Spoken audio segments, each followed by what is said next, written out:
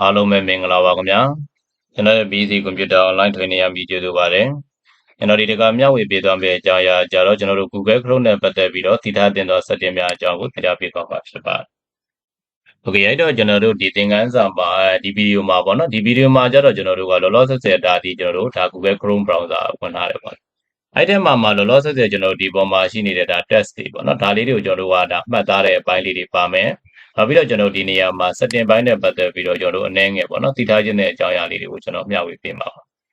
အဲ့တော့ကျွန်တော်ဒီနေရာမှာ setting တွေကိုသွားလိုက်ဒါဝင်လာပြီးသွားတဲ့ခါကျဒီနောက်ပိုင်း browser တွေမှာတော့ကျွန်တော်ဒီမှာ Gmail account တစ်ခုဆိုကျွန်တော် browser တစ်ခုသွားတယ်ပေါ့ဗျာနော်လောလောဆယ်ဆယ်တော့ကျွန်တော် Gmail account နဲ့ကျွန်တော် Gmail နဲ့ဝင်လာပြီးတော့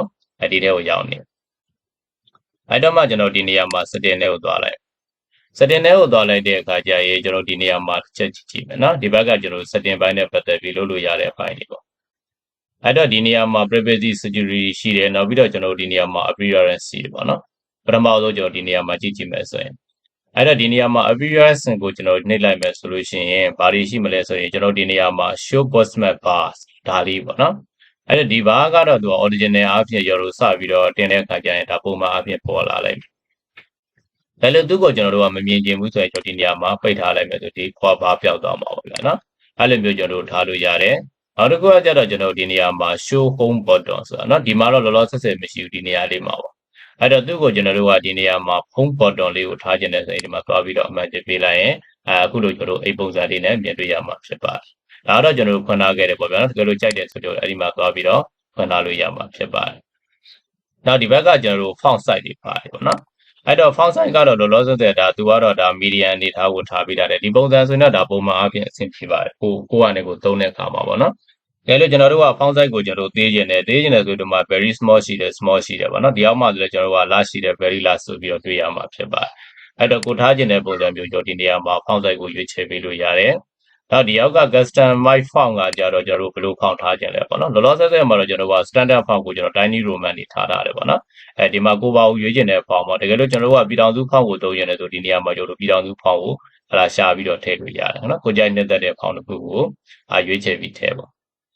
ဒီတော့ကျွန်တော်ဒီထဲမှာစောကြီးသုံးကြတယ်ခုနောက်ပိုင်းတော့ကျွန်တော်ပြည်ထောင်စု font ပဲသုံးတယ်ပေါ့နော်ဒီမှာလို့ကျွန်တော်တို့ပြည်ထောင်စု font ကြိုက်တဲ့ဆိုပြည်ထောင်စု fontဒါမှမဟုတ်ကျွန်တော်မြန်မာသတိကြိုက်တဲ့ဆိုလည်းမြန်မာသတိပေါ့နော်ကိုထားခြင်းတဲ့ဟာကိုဒီမှာသွားပြီးတော့ရွေးချယ်ပေးလို့ရမှာဖြစ်ပါတယ်ဒီမှာလည်းကျွန်တော်တို့ထားလို့ရွေးချယ်လို့ရတယ်နော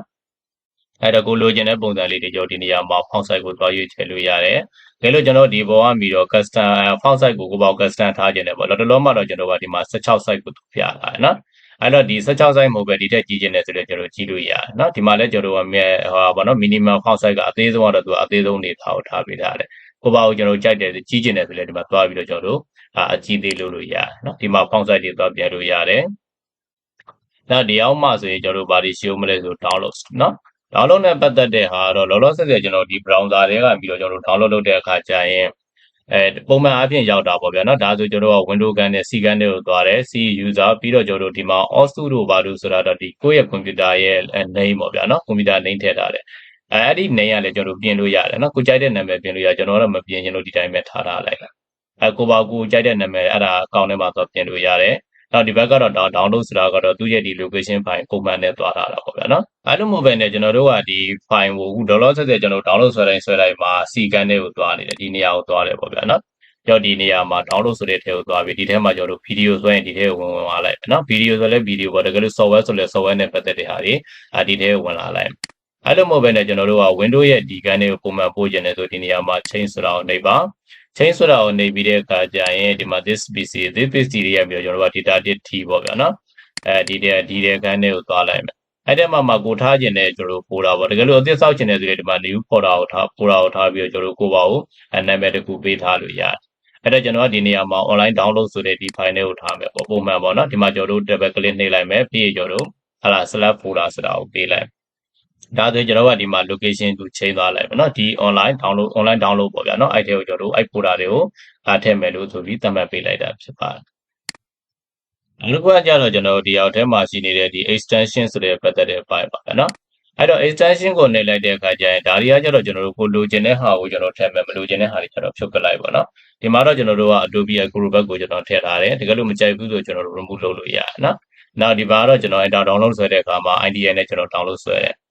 IDN ထည့်သွင်းပုံထည့်သွင်းနည်းနဲ့ပတ်သက်လို့လည်းကျွန်တော် page မှာ YouTube မှာတင်ပေးထားတာရှိတယ်နော်ဒါလေးကကြတော့အဲ့ဒီမှာကျွန်တော်သိဘူးဆိုရင်သွားဆွဲလိုက်အဲ့ကောင်ကြတော့ကျွန်တော်သုံးလို့ကောင်းတယ်ဒါနာမည်ကြီးပေါ့ဗျာနော်ကဲကျွန်တော်ကွန်ပျူတာမှာသုံးတဲ့အခါမှာ IDN နဲ့ download ဆွဲမယ်ဆိုရင်တော်တော်များများကို download ဆွဲလို့ရတယ်အဆင်ပြေတယ်ဒီကောင်အကောင်းဆုံးပဲပေါ့နော်နောက်ဒီရောက်ကတော့ကျွန်တော်တို့ NUA Web Unicode Converter ဒါလည်းကျွန်တော် YouTube မှာတင်ထားတဲ့ဒီကောင်ထည့်ပုံထည့်နည်းပေါ့နော်အဲ့ဒါကြတော့ကျွန်တော်တို့ဒီကွန်ပျူတာထဲမှာ Unicode နဲ့ Zogi နဲ့နော် Zogi နဲ့ Unicode ကိုကျွန်တော်တို့ auto converter ချင်းပေးထားတာနှစ်ခုလုံးစာကိုဖတ်လို့ရအောင် Zogi ရော Unicode ကိုဖတ်လို့ရအောင်ကြတော့ကျွန်တော်တို့ဒါထည့်ပေးထားမှာတကယ်လို့မထည့်ထားဘူးဆိုရင်ကျွန်တော်ဒီကွန်ပျူတာထဲမှာ Zogi နဲ့ရေးတဲ့ဟာတွေဆိုဒါဖတ်လို့မရအောင်ပေါ့နော်အဲ့ဒါကြတော့ကျွန်တော်ကဒါ extension နဲ့ပတ်သက်ပြီးတော့ဒါကျွန်တော်တို့ကြည့်တဲ့အပိုင်းဖြစ်ပါတယ်โอเคအဲ့တော့နောက်တစ်ခုကကြတော့ကျွန်တော်တို့ဒီနေရာမှာ Chrome browser ကသူကမကြာခဏဆိုလို့မကြာခဏဆိုတာကျွန်တော်တစ်လသုံးဖို့နှစ်လလောက်ကြာတဲ့အခါကျရင်သူကဟွာလေးတွေတောင်းတာရှိတယ် update တောင်းတာပေါ့နော်အဲ့တော့ Chrome browser ကတော့ပုံမှန်အဖြစ်တော့ကျွန်တော်သီးသန့် update ပေးဖို့တော့မလိုတင်ထားပြီးတဲ့ခါကျရင်များသောအားဖြင့် auto update ပေးတယ်ပေါ့ဗျာနော်အဲ့တော့ကိုကဒီ browser က update ဖြစ်လာမဖြစ်လာသိချင်ကျွန်တော်ဒီနေရာမှာ about Chrome ဆိုတာကိုသွားလိုက်နော်သွားလိုက်တဲ့အခါကျရင်ကျွန်တော်ဒီမှာ Chrome is up to date ဆိုတာဒါလေးဖြစ်နေလိုက်မယ်ဒီနေရာမှာအမှတ်ချက်ကလေးနဲ့အခုလိုဒါဖြစ်နေတယ်ဆိုရင်ဒါလောလောဆယ်ဆယ်မှာသူကဒါ update ဖြစ်တယ်ပေါ့နောက်ဆုံး update version ဖြစ်နေလိုက်မယ်နော်အားလေးလည်းကျွန်တော်တို့စစ်ဆေးဖို့လိုတယ်တခါတလေမှာတချို့ဟာတွေကတည်တဲ့ update ပေးရတာရှိတယ်ဒီကတော့ update မဖြစ်ဘူးဆိုလို့ရှိရင်ကျွန်တော်တို့ဒီ browser ထဲမှာတချို့နေရာတွေသုံးလို့မရတာရှိတယ်နော်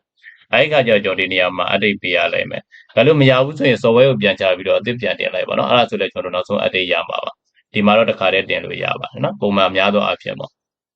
อเคအဲ့ဆိုရင်အားလုံးပဲအဆင်ပြေကြလိမ့်မယ်လို့ထင်ပါတယ်ခင်ဗျာကျွန်တော်ရဲ့ဗီဒီယိုလေးကိုဆုံးထိကြည့်ရှုပြီးတဲ့အတွက်အထူးပဲကျေးဇူးတင်ရှိပါတယ်ကျွန်တော်ရဲ့ BC ကွန်ပျူတာ online training မှာသင်တန်းများတက်ရောက်လိုပါကဖုန်းနံပါတ်3998832111ကိုဆက်သွယ်စုံစမ်းမေးမြန်းနိုင်လို့ Viber မီတစ်ဆင့်နဲ့ဆက်သွယ်စုံစမ်းမေးမြန်းနိုင်ပါတယ်ခင်ဗျာ Facebook Page Messenger ဆက်သွယ်လို့တဲ့ဆိုရင်တော့ BC ကွန်ပျူတာ online training ဆိုတဲ့ PM တစ်ဆင့်ဆက်သွယ်စုံစမ်းမေးမြန်းနိုင်ပါတယ်အားလုံးပဲကိုယ်စိတ်နှပြရှင်လန်းချမ်းမြေ့ကြပါစေခင်ဗျာ